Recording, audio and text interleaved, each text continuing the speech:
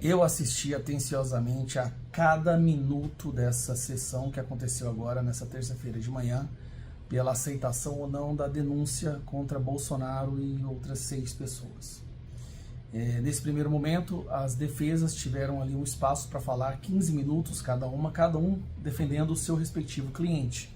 Então nós tivemos ali 7 advogados defendendo 7 pessoas que estão sendo acusadas pela denúncia do Paulo Gonet, fabricada junto com o Alexandre de Moraes e a parte da Gestapo, da Polícia Federal. Bom, o que eu percebi? Vou fazer um resumo aqui. O que eu percebi? E onde que eu estava apreensivo nesse dia de hoje? A defesa foi dada a defesa 15 dias para preparar a defesa, né? Enquanto a acusação teve 60 dias. E eles tiveram um plano. O plano era muito simples. Dar a eles menos tempo para poder preparar uma defesa e soterrar eles de informação, arquivos inúteis. Só para você ter uma ideia, foram 40 mil arquivos, mais de 100 mil documentos que foram jogados de forma desconexa, totalmente embaralhados, para que os advogados de defesa tivessem o prazo de 15 dias para preparar a sua defesa.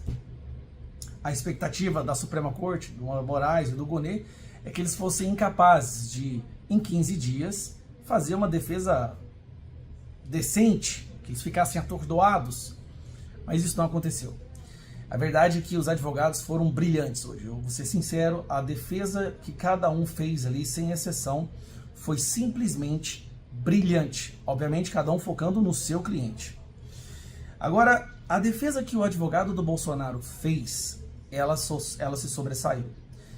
Todas foram muito boas, né? Provando, ponto a ponto, como que não existe tentativa de golpe. Não é que eles não estiveram envolvidos, não existiu tentativa de golpe, não foi assinado nenhum documento, não foi dada nenhuma ordem, e não só isso, provaram que até agora os advogados não tiveram acesso a todo o material apreendido.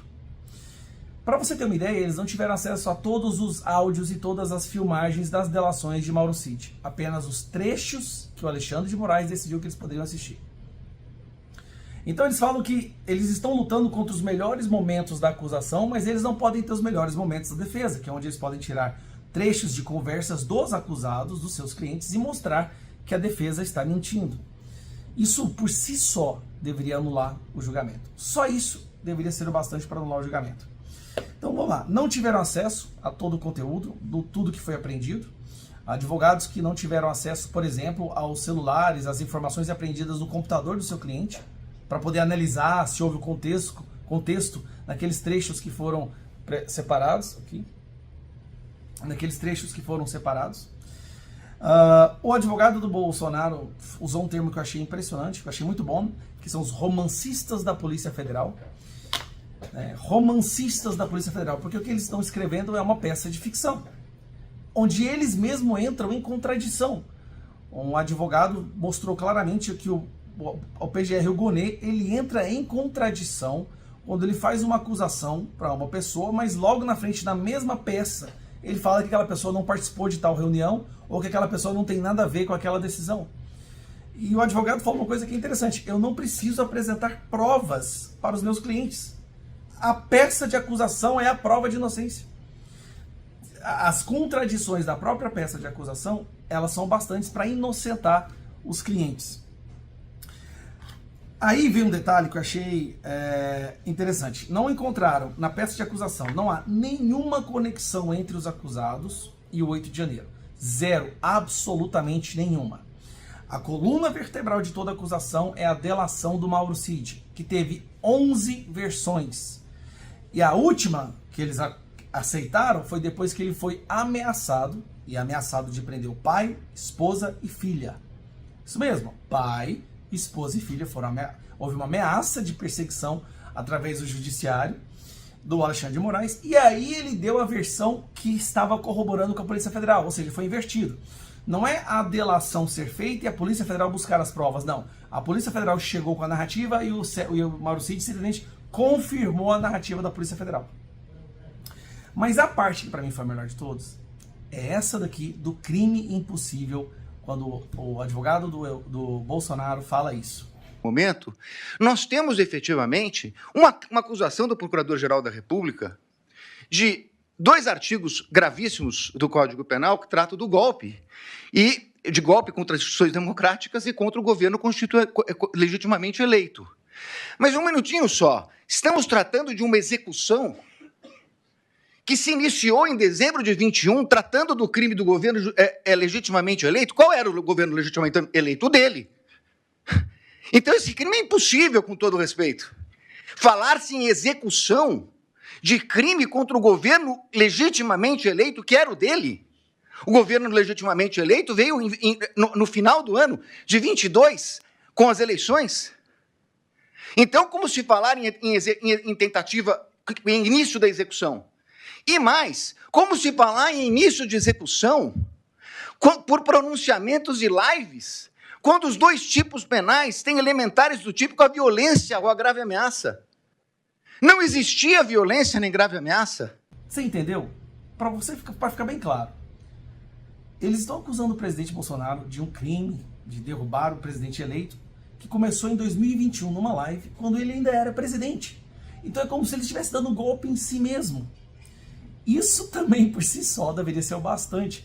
Gente, nós estamos falando aqui do momento mais vergonhoso, do nível mais baixo que a Suprema Corte Brasileira já chegou.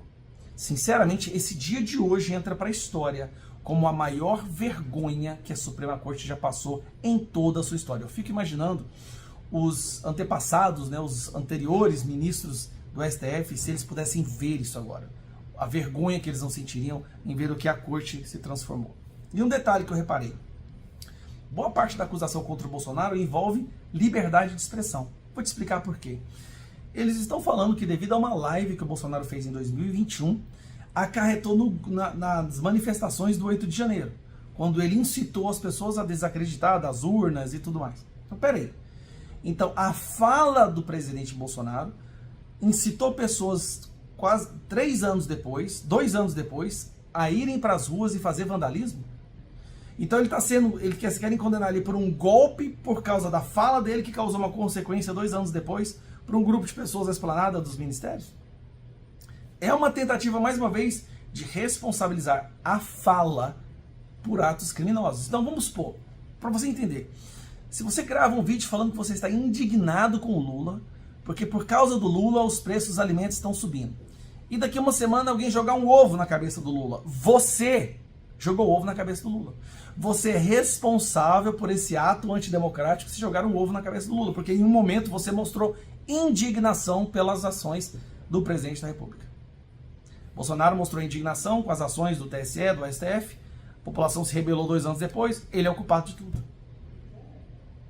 Surreal o que está acontecendo no nosso país. Mas, para concluir, esse é o resumo, tá? Foi um momento de vergonha. Eu vejo que eles destruíram a acusação, o STF saiu dessa espancado, eles devem estar agora almoçando, preocupados. Obviamente o voto a gente já sabe, é tudo um teatro, não há justiça, mas que foi bom eles ali, Moraes, tendo que ouvir as pessoas destruindo tudo que ele fala para a imprensa e não tem ninguém para rebater, vale por si só. Então eu recomendo, se você quiser, tiver tempo, assista tudo, porque é um momento mais baixo da Suprema Corte Brasileira.